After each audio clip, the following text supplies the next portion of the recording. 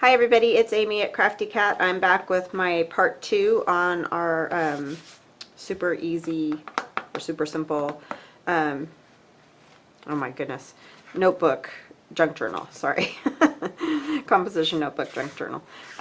So we cut this down from the original size of the composition notebook, added some paper, and I did a few more things since the last time I saw you, and I'm kind of glad I did because I had a few dilemmas. I've never done one of these before, so it's all new to me too, kind of.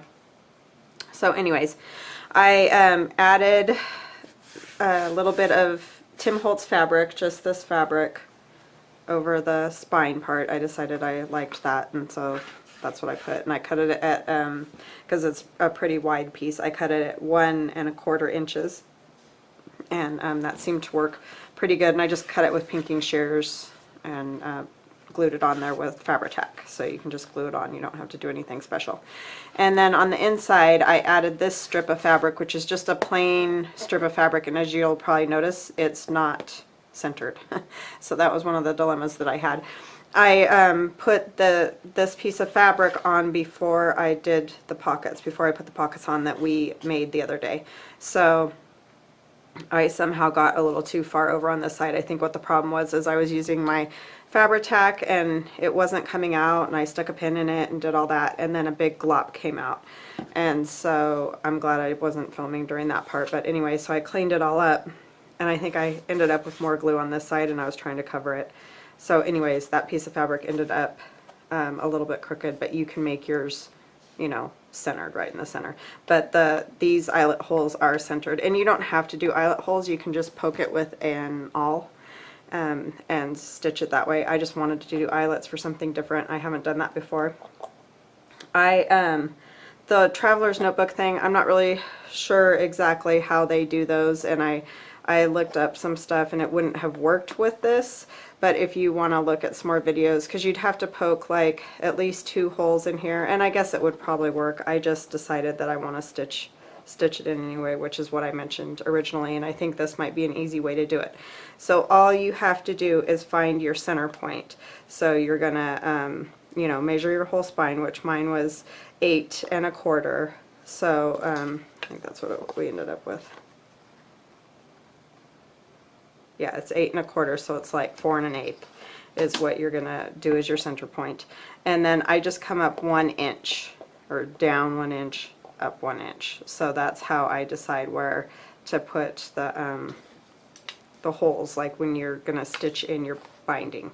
And then I came over, this is 4 3/4, so I just made sure that I had it even, you know, in the middle on both sides. So I just kind of thought that might be an easier way to do this. And I added the pockets. I added another little pocket down here. That's why I have this bird here, to show you that there's just a little pocket down there just for decoration. It goes with that. So these are all still very simple things, and I just put glue along those tabs that I created in the pockets, and then I glued it down here. The reason I didn't do this with you guys is because I wanted to make sure these all got dry before I tried to like sew in my signature. So I wanted to talk about papers a little bit, because I mentioned that I coffee stained these papers. This was the original paper that came in the composition notebook. You can see where it was attached. All those little tiny holes are where the strings, I don't know if you can see it on the camera, but where the strings were holding it into the composition notebook. I snipped all those, took the whole thing out. I cut them down to size first, and then I coffee stained them. Okay, so I did 16 pages of that, but then I added other pages to get a total of 32 pages. So it means there's 64, you know, writing surfaces to write on. I mean, you wouldn't really write on here, obviously. This is Edith Holden out of her book, so this is more just like decorative, and you can put some picture on here, or ephemera, or pocket, or whatever you want to do. And then this is a piece of scrapbook paper, and you can do the same thing with this. You can either just leave it like it is, or add a pocket or a picture or something. And this side is blank. You could coffee stain these like I mentioned the other day, or ink them if you don't like this, or you could stencil on here, or just decorate it. I mean, you can just write on it like it is. And then I did another piece of composition notebook paper. And I'm just going through these to kind of give you an idea of how I vary my papers, and a lot of people do as well. I mean, everybody has their own way of doing it, but like, you don't want to put like all your composition notebook paper together and then all of your like plain printer paper together, and you know what I'm saying, mix it up. So that's printer paper that has been coffee stained, and composition notebook, printer paper, composition notebook, printer paper.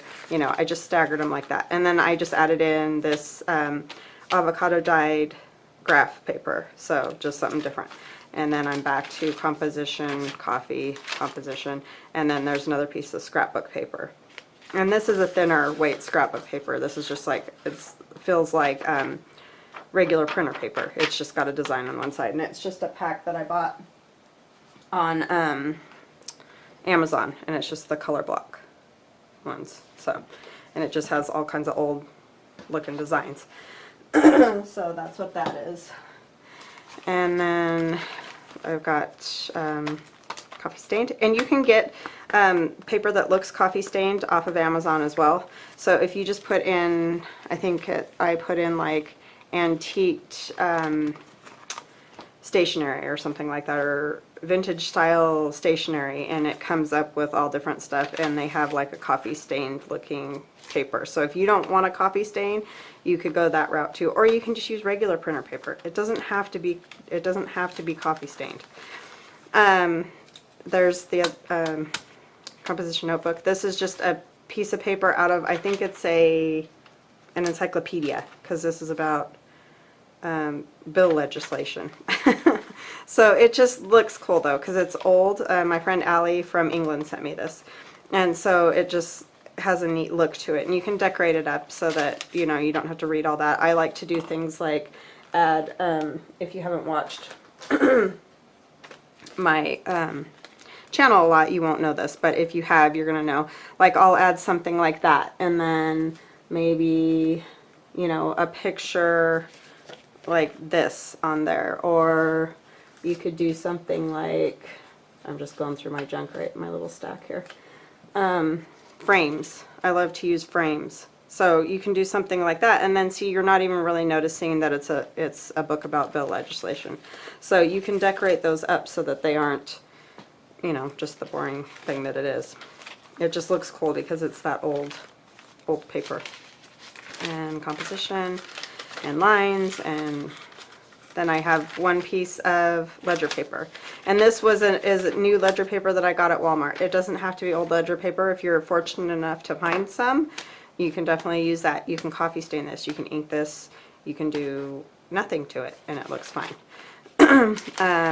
Composition again, a couple pages, and then I have another page of scrapbook paper, and then some more composition, and then I have the middle of the signature, which I did a piece of Tim Holtz, because I kind of like to have, I like the print here, and then I like to open it and have the print on this side as well. So it's kind of fun in the middle of your signature if you do something that is interesting, you know, to the eye.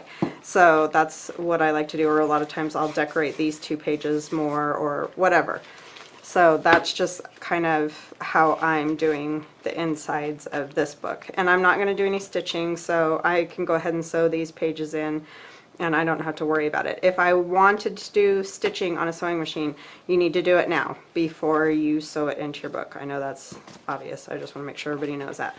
Because once you get it on here, you can do some hand stitching, and that'll be fine, but you can't obviously put it in your sewing machine. Alright, so what I thought we would do is I'm going to clip these, and I'm going to attempt to sew in a signature on film, or on camera, and I don't love doing this. Because I don't know what it is. I always have a struggle when I sew in signatures. But I think this one will be easier just because, like I said, I already have these holes. And you don't have to do those eyelets like that. You can just poke holes and it works just fine. I just felt like I liked the way it looked. I did one in the center and I just liked the way it looked. So I decided to do all three that way. But you can do whatever you want with yours. You don't have to poke the holes. So you want to kind of get this all nailed down and squared together and all that, so that, you know, obviously you don't want your pages being different heights than each other, and, you know, all those type of things. That would be not a good thing, and you want to try to get it as together as you can before you sew it in, and you don't want any big gaps or anything weird. So just trying to make sure that everything's even, basically, is what it comes down to. And I try to get it as folded as possible and open these and close them, because if you pull it away from the center, you know, while clipping the pages, then you're going to end up with wonky pages still. So if that makes sense. Like if I have my pages all the way open like this and I'm trying to clip it, it's going to, see, it just changes it. So you really got to mess with it for a minute and try to get all your pages nice and tight in the middle. And that can be sometimes the trickiest part. So a lot of times I like to really fold it so that it stays in that kind of a shape. And come in and push in the center and get these nice and tight so they aren't wiggling around. And you don't want those in your way either, so that's always a tricky thing. And then I can see that this one's down further, so I'm going to, I know, it's crazy trying to get these in here. But I just don't want my pages wrong. I'd rather mess with it for a few minutes than have my pages messed up, so.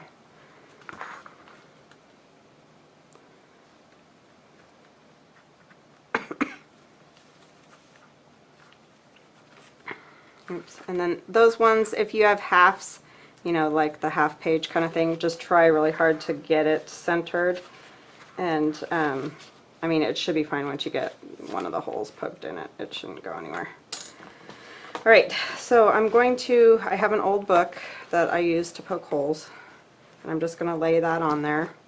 And I need to find the center of this one as well. So I know that this is 8, so 4 is obviously going to be my center point. So I'm going to take a pencil, and I'm going to open this up as much as I can and get this all lined up with 8, because I know it's 8. And it's a little tricky because of the clips, but then we're just going to come down, sorry if I had my head in there, right off of the 4 and just make a mark. So I know that that's my center point. I'm going to try to make sure this is all lined up, and I'm going to fold it pretty much closed is the way that I like to do it.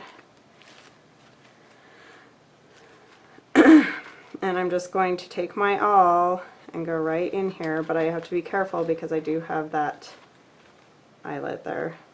So I want to kind of try to make sure I can get between all those. I know this is a hard thing to film because it's not like I can, let's see here. Okay, so I went through all of that and now it's into the book. So I poke it, you know, nice. And pull that out. Oh, you know what? I'm such a dingling. This is why I don't like doing this. Because I have no brain. I forgot to get my, so I'm just having that all hold my space, and I do that a lot because I do things like this where I forget to put the needle on the thread on the needle.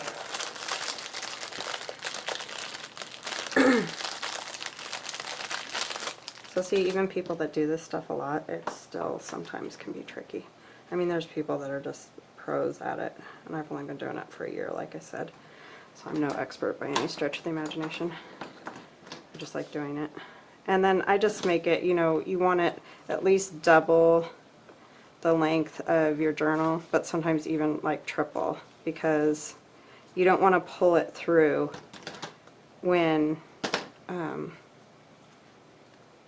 you know, you don't want to pull the ends out when you're trying to stitch it.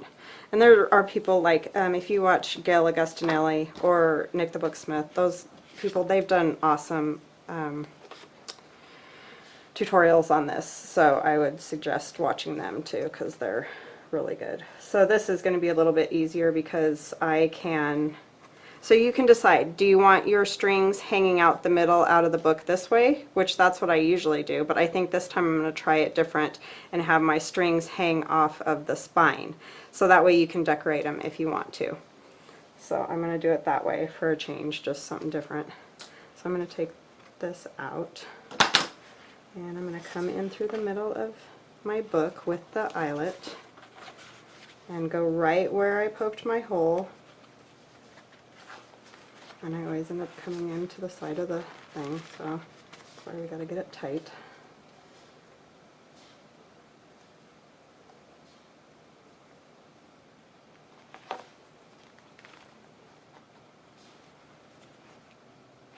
Okay, why can't I find that now?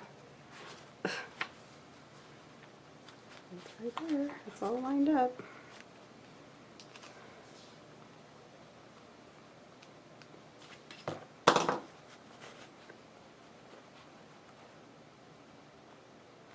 It's always tricky to get any number of pages like lined up so that you can get the needle back through for some reason.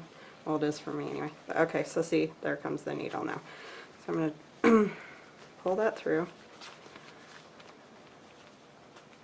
And this is a thick needle at the end because it's got this, I forgot to mention, this is waxed black cord. So you want to use something like an upholstery thread or something like that that isn't going to snap easy. You don't want to just use regular sewing thread because it will just break. So you don't want to do that. Alright, so now I'm going to poke the next hole and I just put my string through to hold my spot. That's the way I do it. That doesn't mean you have to do it that way. You can poke all your holes at once, which is what I know a lot of people do. So if you're going to poke through everything, then you're going to want to, you know, figure out where your center line is. But I'm trying to stick with this center right here, if that makes any sense. And then, you know, you would like measure down an inch or whatever, but I'm looking right now at my book and I'm lined up with the middle hole. So I want to line up with this other hole. So I'm looking at the eyelet right here and I'm poking right here. But you can measure if you feel more comfortable, measure, because that is probably smarter. But I'm just looking at my eyelet right there.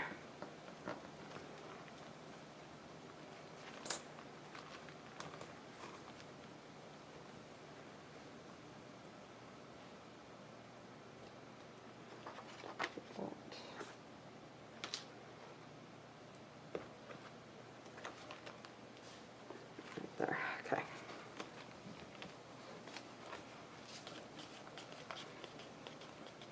So then now I'm going to go, I have my needle and thread, I'm going to go back right through where I just was, right here.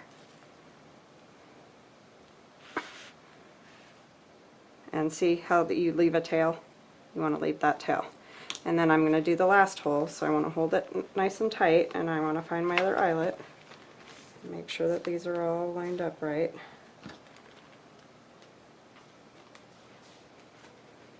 Oops, see, I just moved it down.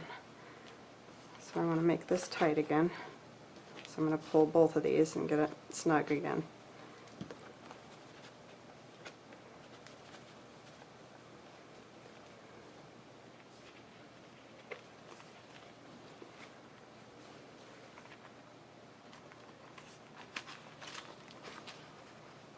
Okay, and I'm just going to line these all up again because I can see where they are.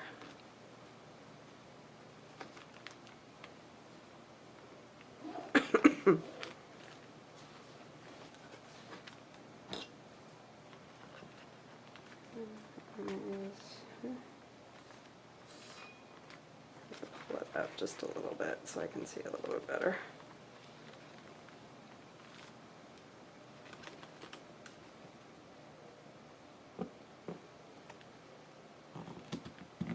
Unfortunately, I don't know how you would film this, you know, really well and so everybody could see super well. It's just really tricky to get these because of the angle. so I've poked through all those. And now I'm on the outside again, so I'm going to come back in through the eyelet. And I'm going to find my hole in my pages here.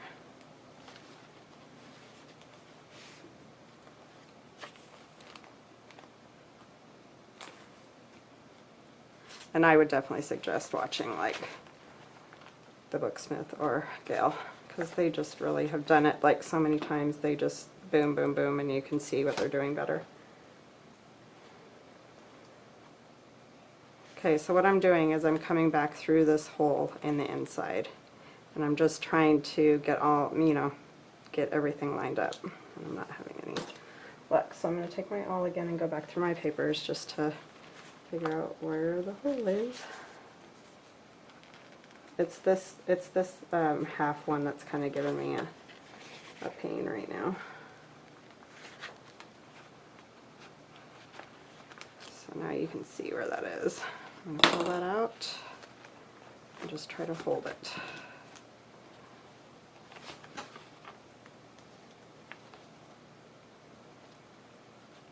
Okay, I got it that time. So see, it's coming back up this way. And once you get this part, it's just way easier, because now I just come back down through my hole and go back out to the outside. And it's just a lot easier, because everything's already there. And then you're going to pull your cords tight. You don't want to like pull them crazy tight, but I'm going to take these off now. Alright, so I've got this one that's out. Sorry if my head was in there a lot. Alright, and you want to take and have a cord on either side of that. So, do you see this middle string right here? And I have one on this side of the string and one on that side of the string. And then we're going to tie a knot. And we want to snug it up. You don't want to like get crazy and rip through your pages, but you don't want it too loose either. And make sure you have everything going the right direction. Done that, put it in upside down before, so. And I'm going to talk about this a little bit more so that maybe it'll make better sense. I just struggle with getting those tied in there and showing somebody how to do it. And I'm going to go 3. I know a lot of people just do 2, but I just like to make sure, because this wax cord, I mean it stays tied, but I just like them nice and tight. Okay, so what I did was I went in through this hole, came through the middle, went down through the top hole, out all the way to the bottom, back in through this hole, and then out through the middle hole again. So if you can see, I have one section of thread here and one section of thread here. There's like a break in the middle. And on the back, there's one complete section of thread that's been tied across the middle, if that makes sense. I hope that makes sense, because that's kind of tricky to show somebody how to do. So now the signatures are all sewn in. So it's all good. Okay, so even if you do make a little mistake like I did where I got my fabric not centered, you know, you can definitely, it's not that big of a deal, because you don't really notice. So you're not going to notice it once you have the signature sewn in.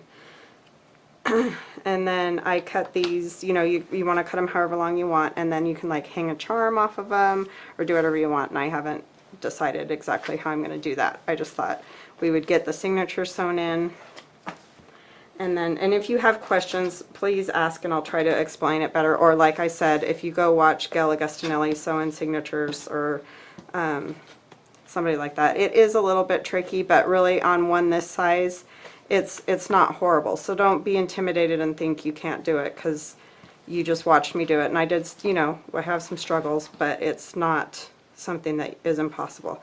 I got this awl and these needles off of Amazon, and it's just a handy needle assortment, and it came together with some of the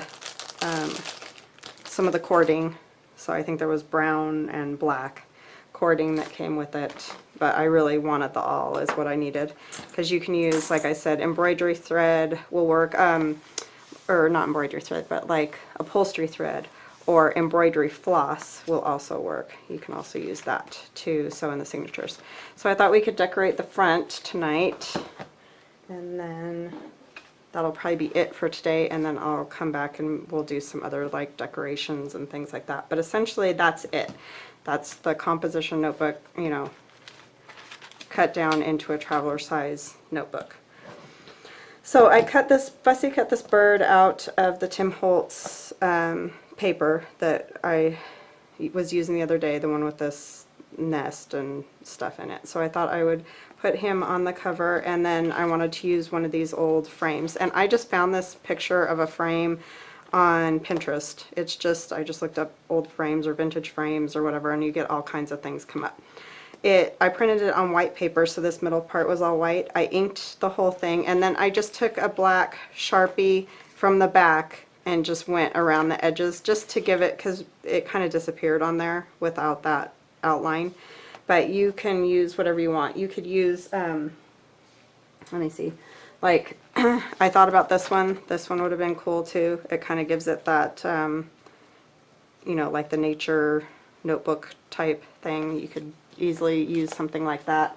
Or I did have just a plain brown one, and I'm not sure what I did with that one. But you could put anything on here, or you could leave it like this. It's really nice like this, or if you're using a different paper set, you know, you can decorate it with some of the things out of that paper set. So anyway, I'm going to glue this frame on, and you can see where I slipped. That's why when if you are doing these things like from the back, or sorry, if you're going around the edge with a black marker, I would do it on the back side, because then if you slip, you're not going to mess up your front image. So do it from the back, because it's easy to slip, unless you have one of those really wide markers, which I don't, so I just was using a Sharpie.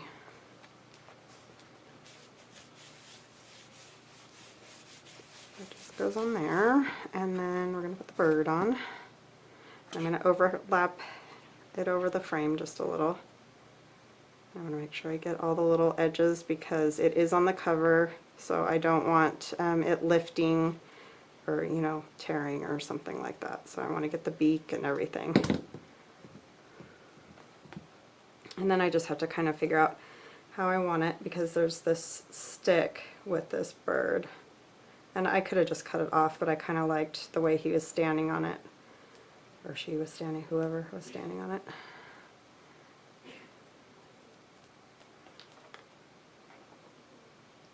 And I did ink around the edges of this because it was white around the edges, so.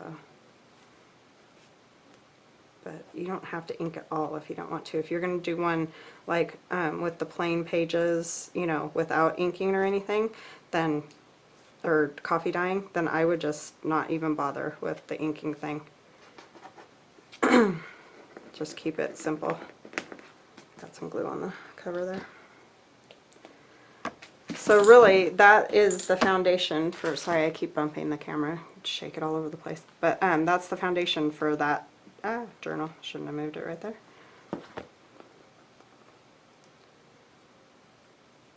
So just a composition notebook, just cut down, decorate it up, and you know, you're ready to go. You've got, that's a decent size, I mean 64 pages, there's nothing wrong with that. Lots of writing room, and we will do some more decorating together, but I figured just doing the pages and that, if you guys want to start on it and get your pages in, and then I'll come back and I'll do another video with some ephemera to go along with it.